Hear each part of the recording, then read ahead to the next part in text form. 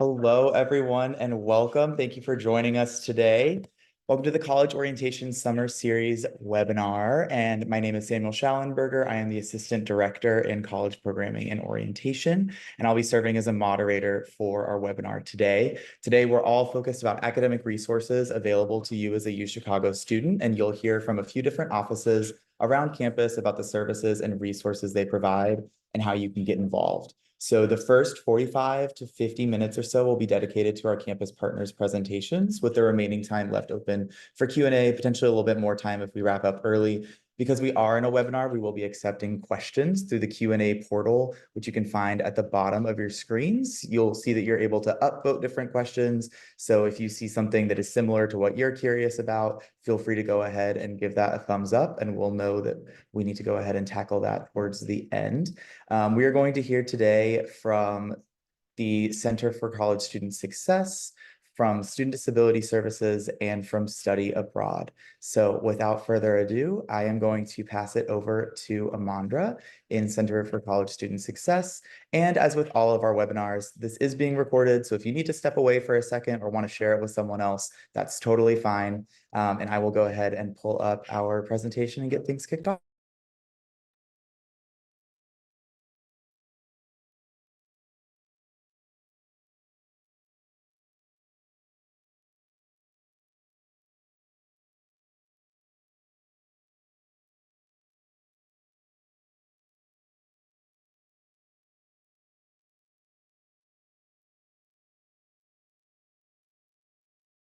Hello, everyone. Welcome to UChicago. Really excited to welcome you in the fall.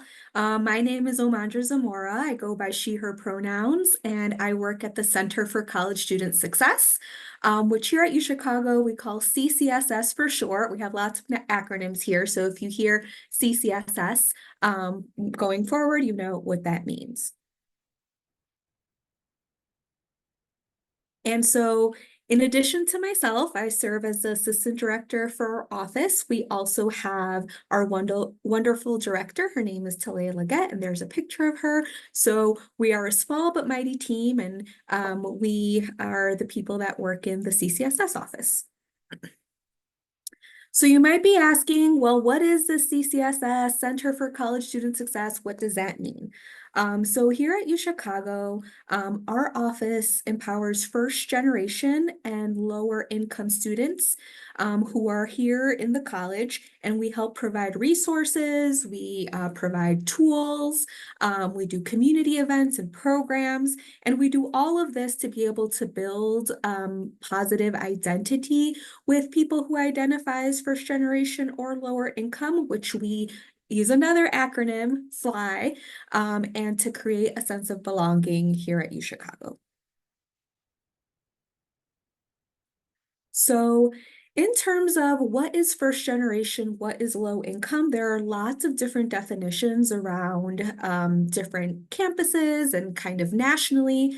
But here at UChicago, FLY stands for, again, first generation and or low income. You would be considered a first generation student here if none of your parents or caregivers has earned a 4-year college degree. So even if you have a sibling who has completed college, or maybe a caregiver or parent has completed a 2-year degree, or maybe went to some college but didn't finish, you would still be considered a first generation college student. In terms of low income, again, there are lots of different definitions for this, but some things to kind of keep in mind is if you are eligible for a Pell Grant, which you might see on your financial aid letter, then you are considered low income. If you have been given an Odyssey scholarship, you are considered low income at UChicago. But again, because there's so many definitions and ways to identify as first gen or low income, we do allow students to self-identify. So if you feel like you're in a particular situation where you are low income, or again, you have a particular situation where you are considered first generation, you are all welcome to use our services and be part of the CCSS community. There are also some students who would identify as either or both. So you could be low income, but maybe not first generation. You would still be part of the Fly community here. Or maybe you're first generation, but not low income. Again, you are welcome here. And then some students have both identities, first gen and low income. So we have a physical office here at UChicago. Here are some pictures of what our office looks like, but we are located in Harper Memorial Library. This is a building that's a little confusing. So just so you know, we are in the west tower of the building and we are located on the fourth floor. So once you get here, I encourage you to kind of pop in, see what our space is like. We are open Monday through Friday, 8:30 to 5, and you can just pop in. You don't need an appointment. We have a hangout space. We often have snacks, and there's staff here that can speak to you as well. We also have a few key programs at CCSS. So one of them you may hear of or have already heard of. It's called the Maroon Mentors Program. This is our peer mentoring program for incoming students. So if you haven't heard of it yet, you will soon. But it's a program where first-year students get paired with a mentor who is a second, third, or fourth-year student to really answer questions and help you with your adjustment in that first year of college. We also have programs, special study breaks, special workshops for this program. So it's a great program to be part of. And again, it's for Fly students. So if you identify as a first generation student, a low income student, or both, this is a great program for you because our mentors are also Fly students. Our second program that I want to highlight is CAP, which stands for Chicago Academic Achievement Program. Again, another acronym I know. And that is our summer transition program. So this is a cohort program for about 60 students that participate in this program.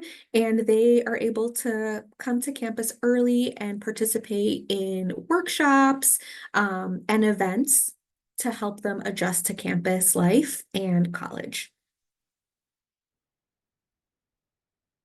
In addition to those programs, we also have lots of events and lots of community building efforts. So, and these are open to everybody. So Maroon Mentors and CAP, those are application based and they're for small groups of students. You have to apply and get accepted into those programs. But CCSS has programs for everyone that you don't have to apply to. You can literally just show up. And so we have what we call study breaks. So here's a picture of a study break that we did called Study and Dip, where we had a bunch of chicken nuggets and different types of sauces, and people were able to come try the different sauces, come hang out in our space and meet other students. We also do workshops that are more thematic and resource-based. So we did a workshop called Moving Off Campus on financial aid to talk about what it's like to find housing outside of campus and how that can affect your financial aid. And then we do a lot of fun things. So here's a picture of a plushie event that we did where we made plushies. And then we also do events around the city of Chicago. So here you're seeing a picture when our students went to Chinatown, explored Chinatown and got some food there. So CCSS can offer you a lot of different things. One great resource is being able to meet with staff. So if you have questions, you have concerns, you want to talk about something in particular, you can set up a meeting to talk one-on-one with a staff member here. Like I mentioned, we have a lot of fun events, free food, things that are fun and social. We also sometimes do small group discussions on certain topics. So we talk about academic resources sometimes, or we'll talk about what it's like to be first generation and in school. We talk about preparing for summer. We talk about lots of different things. And again, our space is welcome and open to all. So you can always pop in if you want to study, if you want to meet up with friends, or if you just want to grab a snack.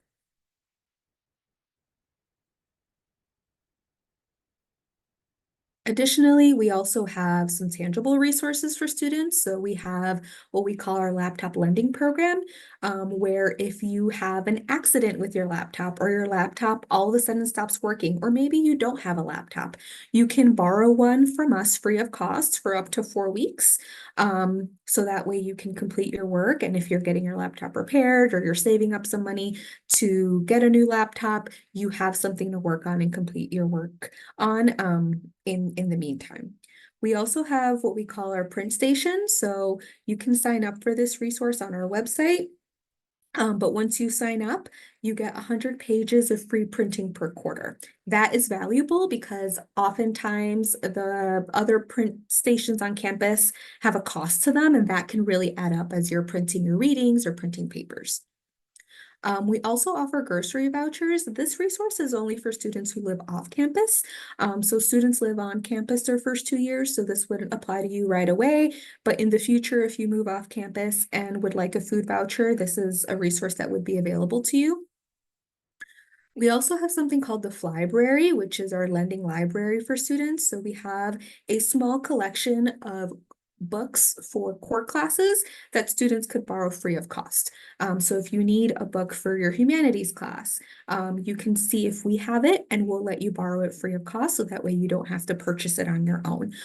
Obviously, these costs can add up as you're buying books for different classes and multiple books for each class.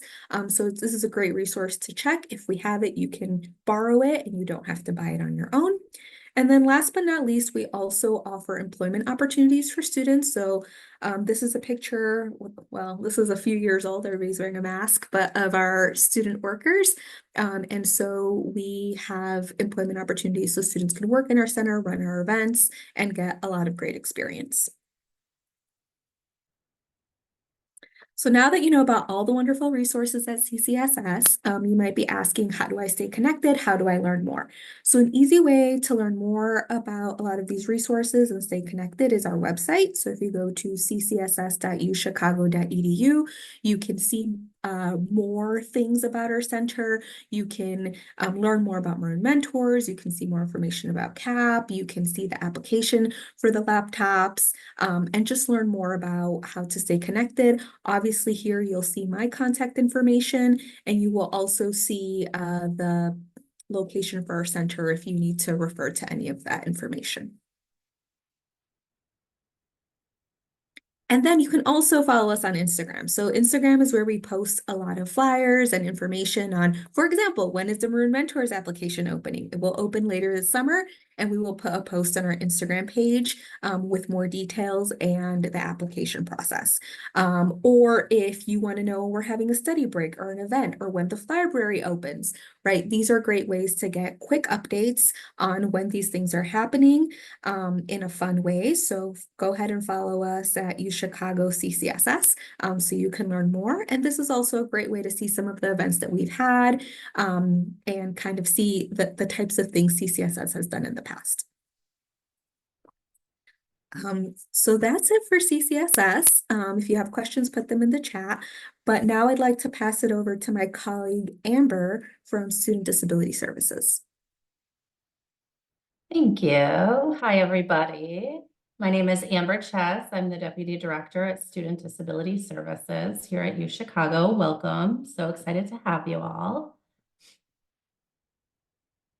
Just to start off, here are a few of the staff that work in our office. So we have our different directors. You can see them right there, second to the left. We also have our director, Sharnessa Warren, and then we have many other directors. So these are the staff that are really meeting with students quite frequently. And then we have a bunch of other staff that help us implement accommodations as they're approved. So it's really important to understand disability prevalence in general, but more specifically at the university. Unfortunately, there's still stigma around, having a disability. That's something that we're trying to fight. But I wanted to mention that 1 in 4 people in the United States has a disability that impacts major life activities. And it's actually probably more prevalent than that now because these stats are from 2019. And of course, since COVID, we've seen a huge increase in students identifying with disabilities. More than 12% of the total student population at UChicago is registered with our office, and nearly 21% of students in the college, those are the undergraduate students at the college, are registered with our office. So definitely it's something that's quite prevalent at UChicago. So what do we do in our office? Really, our main goal is to work to provide resources, support, and accommodations for all students with disabilities. And we work not only with students, but also to help remove attitudinal barriers on campus, and help students participate in the university as a whole. We adhere to a law called the ADA, American with Disabilities Act, and the Rehabilitation Act of 1973. So I won't go into the weeds too much with this, but this is the legal framework of these two laws. And it basically just says that, you know, students with disabilities should have the same rights as students without disabilities, and that universities must accommodate students to provide equal access to the university. Next slide. Thank you. The purpose of these laws is to make sure that people with disabilities have the same rights and opportunities as everybody else. And so that's the work that we do in our office, is to ensure this. The University of Chicago fully embraces its responsibility to provide reasonable accommodations to qualified individuals with disabilities. So I understand that you all are transitioning into college. And so there's some key differences that I wanted to highlight between the K through 12 setting and the college setting when it comes to receiving accommodations. So the first thing is really just the legal framework. So in K through 12, those schools are operating under a different framework. Once students get to college, we're obligated to follow the ADA and Section 504. In K through 12, this is a big one. Accommodations are typically focused on student achievement and increasing academic success. But in college, they're focused on providing equitable access. So we do not guarantee success in college. So this is really, I think, the biggest adjustment for students is in K through 12, they've had, you know, a bunch of different accommodations that were really focused on increasing their grades. But then in college, it's not necessarily going to look the same. So if you're a student who is applying for accommodations at UChicago, just keep this in mind. Some other differences are in K through 12, the primary responsibility really falls on the school for arranging accommodations, but in college, the primary responsibility belongs to the student. So the student has a lot more autonomy on who they're going to disclose their approval for accommodations to. Maybe some courses they don't even want to use accommodations, and that's okay. Another thing to keep in mind, which this is not just for our office, but in general, FERPA. So this is sort of similar to HIPAA. It involves academic records, educational records. And so when students are in high school, their parents still have access to their records, but once they become a college student, those rights transfer to the student. And so oftentimes we'll have parents maybe calling our office, and they become frustrated when we can't disclose really even that the student is registered with our office. And so just keeping that in mind, that we have to abide by FERPA. We're not trying to be difficult. It's really, we're following the law and protecting the students' rights. And then finally, in K through 12, students are identified by the school, and parents often work as an advocate for their students. But in college, students must self-identify. So our office isn't going to reach out to any student. We expect the student to self-identify with our office, and then they're really their best advocate during their time here. So our office participates in an interactive process with every student that applies for an accommodation. So if a student is applying, we're going to do our best to figure out what accommodations would be reasonable for the student while they're here to provide equitable access. Again, they'll likely look different than what you received in high school. And this is what that interactive process looks like. So the first step is the student would submit a request form or an application.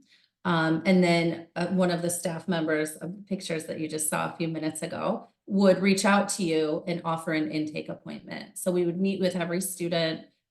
We are able to do that in person or remotely, whatever works best. I understand, you know, a lot of you are probably moving from various places. So right now we're meeting with a lot of students remotely over the summer to have this intake appointment where we're gathering more information about what your disability is, how it impacts you academically, just sort of what it looks like. And then we meet with a small committee of where we are reviewing students' requests. So this is an internal committee. Anything that the student shares with our office remains confidential. So we'll never disclose a student's disability outside of our office. It's not like it's anything that we're sharing. We review this information and then we make determination on whether or not we can approve the requested accommodations. After that determination has been made, the student would receive a letter letting them know one way or another whether or not they've been approved. If they've been approved, we would work with their faculty and any other campus partners, so maybe housing or dining, depending on what the accommodations look like, to make sure that the accommodations are being implemented. If a student's denied, of course, we would let them know exactly why, and we would give them our grievance policy. Some of our common accommodations, all kinds of stuff. It's really individualized, so it depends on each student. But here are the most common ones. So obviously testing accommodations, we've got note-taking assistants, interpreters or captioning, document conversion. We've got a lot of different assistive technology that we work with as well, that we give out licenses to if students might need those. Dining, housing, transportation. So it really just depends on whatever the student's need is. So if you're interested in applying, you could go to our website.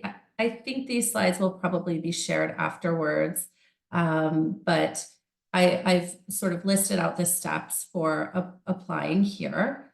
The first step is to complete that application. It's going to ask some just basic questions about what your disability is, what you're applying for, if you've ever had accommodations in the past and what those are. You'll submit some supporting documentation. So really this is just something that substantiates your diagnosed disability. We are pretty, I would say, liberal in the way that we interpret documentation. So some places will require something that's no longer than 3 years old. We don't really do that. As long as you've got something that just substantiates that you have a disability and it's from a provider, we'll likely accept that. And then you would participate in the intake appointment with one of our staff members. And then you would receive your outcome letter. Here's the website. We've got a lot of great resources in here. You could apply here, get any of your questions answered. It's got all of our contact information there as well. So feel free to check that out if that is something that you're interested in. And then if you ever want to stop by, this is where our office is located. We are on the very north side of campus. So we're on Ellis and 55th, and we are below the parking garage. We're open Monday through Friday, 8:30 to 5. So feel free to drop by anytime. And here's our contact information. And feel free to follow us on Instagram too. We also have many events that we put on throughout the year. You don't have to have a disability. You could be an ally to attend the events, but we encourage you to get involved if you're interested. And I'd like to pass it to Dana Courier, who is the Deputy Director of Study Abroad Programs. Great, thank you, Amber. Hi, everybody. My name is Dana Courier. I am the Deputy Director of Study Abroad. And I'm going to talk to you today about studying abroad while you're here at UChicago. I hope it's something you are considering. And if not, maybe I can convince you over the next few minutes. Yeah. So basically, the way study abroad is viewed here at the University of Chicago is that the programs that we offer are really, incredibly well integrated into the curriculum here, into the experience of being a UChicago student. So the idea is that through these study abroad programs, we're situating that Chicago experience, but just overseas in another country. Not always overseas, sometimes, in other countries. And really the site is going to enrich and inform the curriculum. So there's going to be, the curriculum for the program that you're participating in is really based and rooted in that location where you're studying. What that means is, these are taught by UChicago faculty, so that means they are just as rigorous, sometimes more so than the courses that are offered here on campus. This is not a vacation by any means. The faculty, because they teach in these programs, each program has a faculty director. They are really 100% driven by the faculty. They determine, where they want to offer these programs and what they want to teach in these programs. There are very small class sizes when you're studying abroad. So typically the maximum number of students in any program is 25 or 26. And some of our programs end up being much smaller than that. So you really get the chance to, meet the other students in the program, really develop good relationships with them, get to know the faculty in a way that you might not in some of the larger courses on campus, and have that cohort experience when you're studying abroad. And these programs are exclusively for UChicago students. So you're just going to be studying with other students, who attend the University of Chicago. We categorize the types of programs that we offer into a couple different, categories. We have most of our programs are what we call faculty led. So as I was just explaining, like they're taught by the faculty, mostly by UChicago faculty, just for UChicago students. We have our civilizations programs that allow students to take courses that satisfy the core civilizations requirement that all students need to do. We have thematic programs, and those are really just quarter-long programs that are offered in a lot of different subject areas, and I'll give a few examples of those later. The newest type of program that we offer are September programs. So these are short 3-week-long programs that happen right before the autumn quarter begins on campus, and is a good option for students who may not be able to take a whole quarter to go abroad during the academic year. We have what we call direct enrollment programs. So these are more what you might think of as like a traditional study abroad program or an exchange program where you're actually going and taking classes at another university abroad.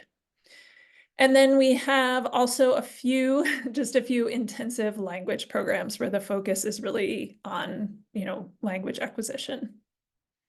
It's a little funny in the slide there. I'll just mention we also have a summer grant program, which I will talk about later as well.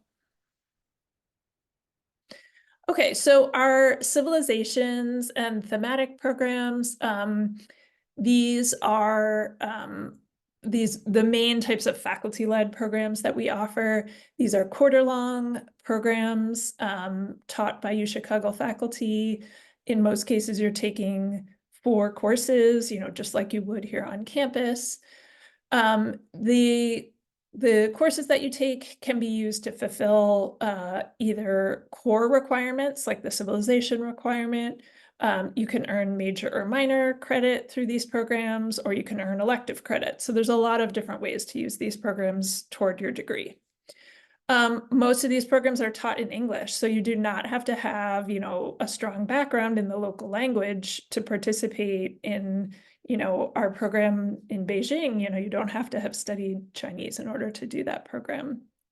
We have 2 programs that are taught in a local language. So in Barcelona, we have our Civ in Spanish program, and in Paris, we have a Civ in French program. So those are good options for students who, do have that background in that language and want to really further their skills while they're studying abroad.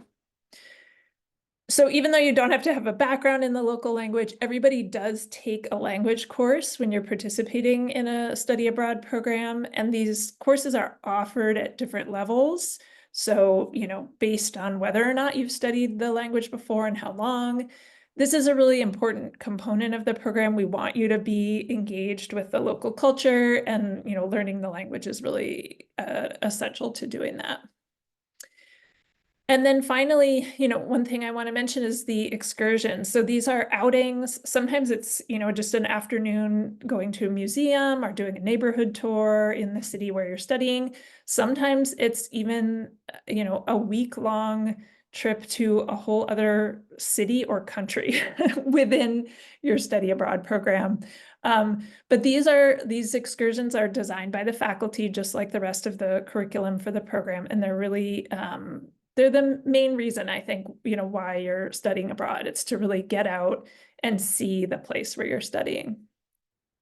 So there's a list here, both of the locations where we offer civilizations programs, everywhere from Athens to Barcelona, Paris, Vienna. All of the locations are listed here of our current programs. And then there's just a few examples of the thematic programs. So as I mentioned, these are in all different subject areas. We have math and science programs, like neuroscience, global health, advanced math, and then of course we have humanities programs as well, social sciences. So there's really, whatever your interest is, there's probably a program that, can be at least close to what you're hoping to study abroad.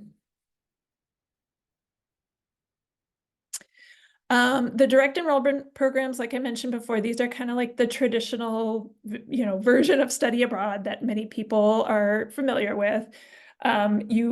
Within these programs, you are going to enroll in courses at one of our partner universities around the world. And you can really choose, the courses that you want to take based on maybe your major or other interests that you have. And you can pursue credit in a lot of different ways through these courses. Obviously, when you're taking courses at the university, you're in classes with the students who are enrolled full-time at that university, other international students, and you're taking classes with their faculty. A thing that's helpful to keep in mind, though, even though it sounds like you're doing something completely separate from the University of Chicago, you actually still are technically enrolled at UChicago. So the credits are going to come over, your financial aid eligibility is going to be maintained. You still are a registered student here. So that helps a lot with all of those logistics.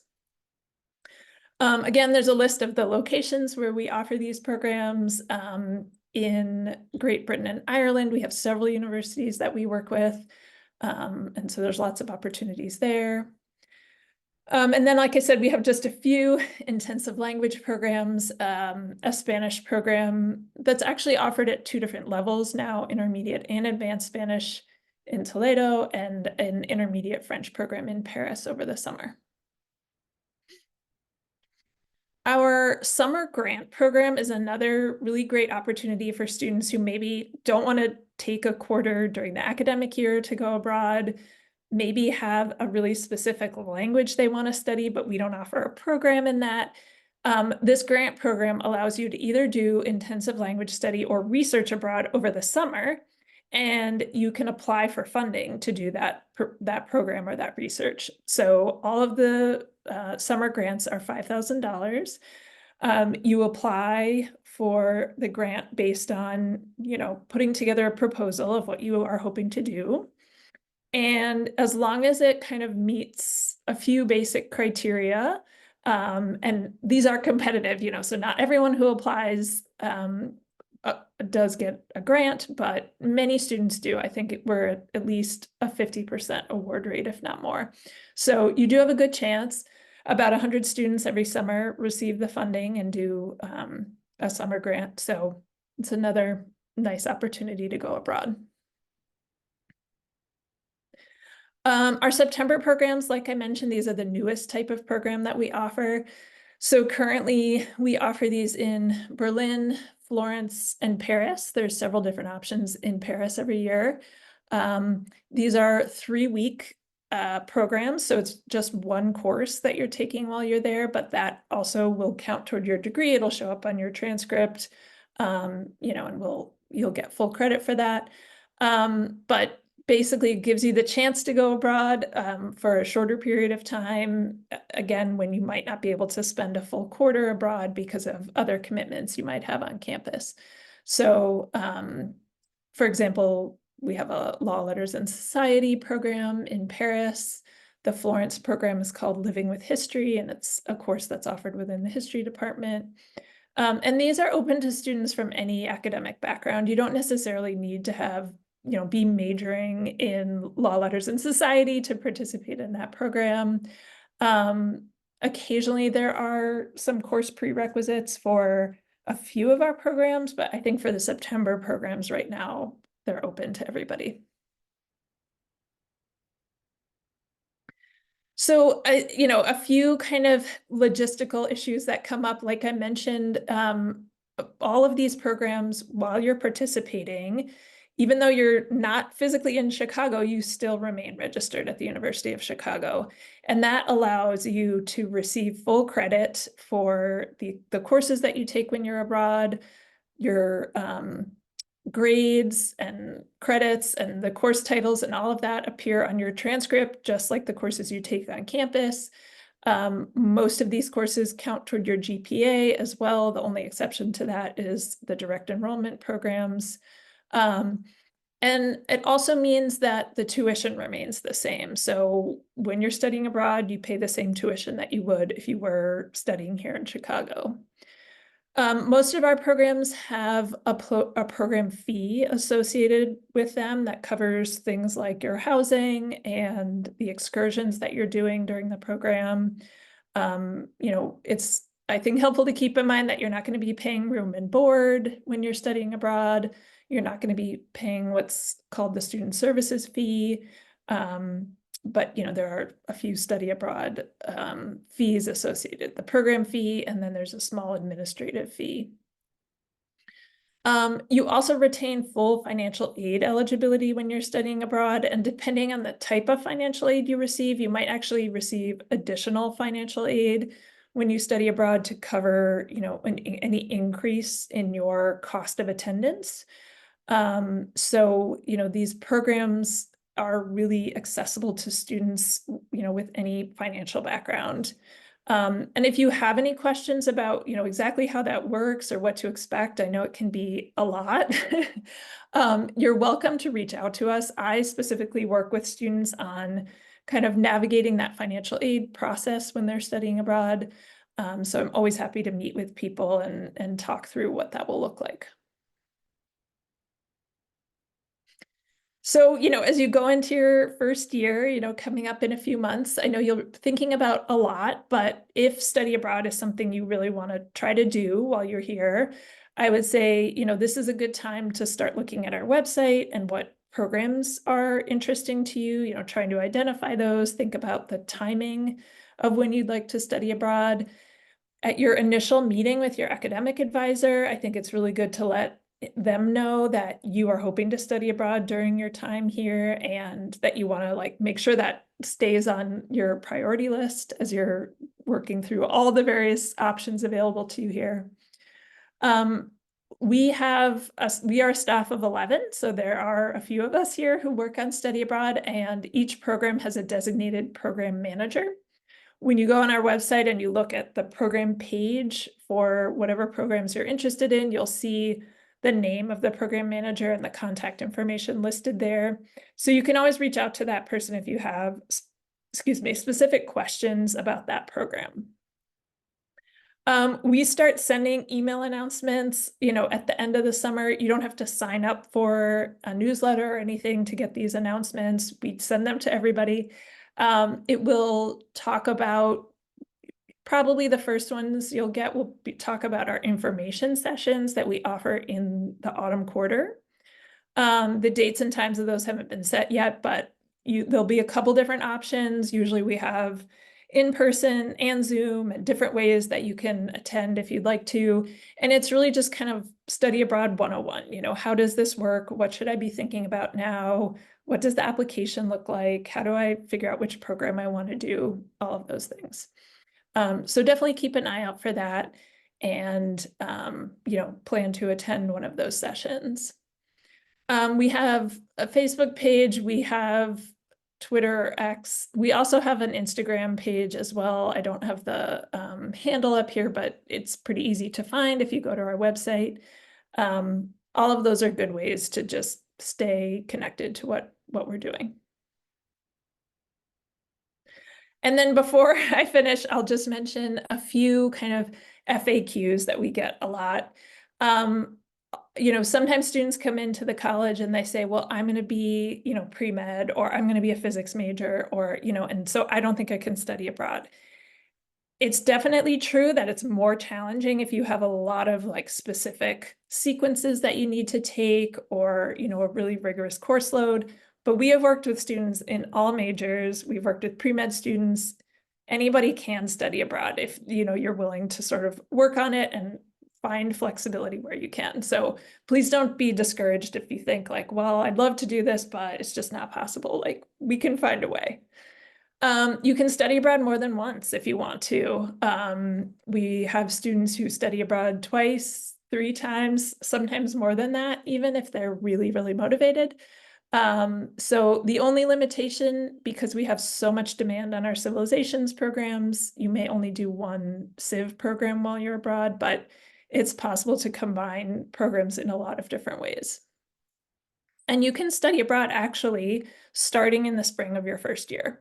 So if you are really, really motivated, you know, when you get to campus, there will still be a few programs, I believe, as long as they're not filled, that will have applications open for a little while for the spring. So you can start looking into it right away if you'd like, but you can also do it through the end of your 4th year, through whatever quarter you're planning to graduate. So there's plenty of flexibility on the timing. Yeah, so that's all. Perfect. Thank you, Dana. Mhm. At this time, we're going to move into our Q&A section of the webinar. So if you've been submitting some of those, we've been trying to get them answered for you, but we also have a few that we want to make sure that we are able to read aloud. And the first couple that we have are focused on study abroad, and then we'll tackle a few more that are from CCSS, as well as Student Disability Services. This one I believe was answered on the last slide in the asterisk, Dana, but just yeah. So can participate. Right. So as I mentioned, right, it is possible to study abroad more than once. If you want to do a civil, like you can do 1 civilizations program, but then you could combine that with a September program, or a summer grant, or a direct enrollment program. So yeah, there's lots of possibilities. Perfect. And then are the major, minor, and elective credits that they can receive limited to the thematic program subject areas? Yeah, that's a good question. I mean, so those courses, I can give the example of like the British Literature and Culture program in London. Those courses are listed within the English department, so that's pretty seamless to get credit toward the English major. I know that students have also petitioned to get credit in other majors or minors. It really depends on the department, you know, how flexible they are, how open they are to, you know, petitions for courses in other departments. Gotcha. Thank you. Our next question is for Amandra, just clarifying, if you do not identify as any of the various definitions that you gave for a FLY student, how can students engage with CCSS? That's a great question. So anybody can come to CCSS. So if you want to pop in for a study break, come in. If you need a laptop, apply for a laptop loan. You don't have to be first gen or low income to be able to use our services. All you have to do is be a college student at UChicago. Awesome, glad to hear it. Regarding meals when studying abroad, does the university you reside at include a meal plan, or do you need to buy your meals? How is that handled? Yeah. For the most part, our programs don't include meals. You know, we're not always, the programs aren't always based at a university, so there may not be like a, you know, a student cafeteria or something like that. There are a few programs where the housing is in homestays. And so there are some meals, like usually breakfast and dinner included in that. It really depends on the program, but most programs, yeah, meals are up to the student. And then for Amber, you mentioned that SDS has some different events. It's not just necessarily registering with accommodations. What do those look like? What do those initiatives look like? Yeah, so we have book club. We just started book club this year. And so just reading different sorts of books. We also do an ice cream social every autumn. So to welcome students back, anyone is welcome. We have different workshops that we put on about transitioning out of college, looking, you know, seeking your first job, things like that. So really a wide array of events that we put on. Our summer study grant programs given to you after you are admitted into the program if a student is hesitant, if they were to hypothetically commit to the program but then not receive a grant that they were relying. Yeah, so the timing of the summer grants, so the application is usually due in early February for the following summer. And then students are notified by mid-March if they are receiving a grant. You know, depending on the program, if it's a language program, if you're applying to that, like the timing can kind of be all over the place. So we try to work with students. It's always an option, like if you go through the process of accepting a grant and you actually receive the money, but you decide not to participate in the language program, you can always return the grant. You know, the language program itself, you can, you know, negotiate with them about, we often advise students to just be upfront with your language program, tell them like, I'm waiting to hear if I'm going to get a grant to participate in this program. That's not new or, you know, unusual for them. So they may be able to be flexible in terms of when they ask you to commit to a program. So yeah, there's different ways to work that out. Perfect. And then I have one last one for all of you. I think Dana, there's a couple more if you were able to type an answer or Sure. you want to quickly tackle them. Either way, I don't know which one would be easier for you. Maybe the first question being about competitive admissions to study abroad courses. How difficult is it? Maybe briefly, what are strategies that you recommend to students before they apply? Yeah, I'll say maybe I'll just sort of, you know, give another plug for our info sessions. We try to tackle that question a little bit more in depth during the info sessions. There's different strategies. You know, we try to advise students to be flexible. We can give you some pointers on how to write a good, compelling statement of purpose, all of those things. So the CIV programs are definitely competitive. Some are more competitive than others. So I think just trying to talk with our office, attend the info sessions will help a lot with that. And then my final question for you all before we wrap things up, I am a little bit biased, but I live and breathe Orientation Week or O Week. So how can students who are at O Week or just at the beginning of autumn quarter get involved with you all? What all are you doing, especially at that beginning of the quarter time? I guess I'll start. So I would bet we're probably all in the same boat, but we're tabling at every event. We're there, so you'll see us. We usually have giveaways and things like that. So definitely look for us at all the orientation events. One of our staff members at least would be there. We do drop-in hours for students who have questions, or maybe parents are visiting with students and they have questions. You're welcome to come together to our office and just drop in. But yeah, we're staffed every day, especially during orientation, we'll be there. So Yeah, similar for CCSS. So we are here. In addition to being in our office, we will also be tabling at lots of events at the beginning of the year and during orientation. We usually have an open house and quite a few socials for students. So those are great opportunities to get connected. And again, we send out emails about that. We'll post it on our Instagram. Our orientation book will probably highlight some of those events as well.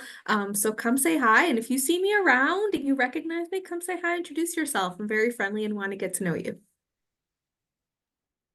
Yeah, and I can echo the same for study abroad. We typically participate in, the various fairs and events that happen during a week and then sort of early in the autumn quarter. As I mentioned, we have our info sessions that are usually in mid-October.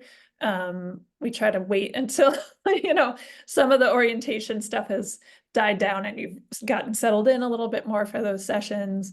We're located on the second floor of Harper Memorial Library, so we're pretty centrally located. You can always stop by our suite here in the West Tower.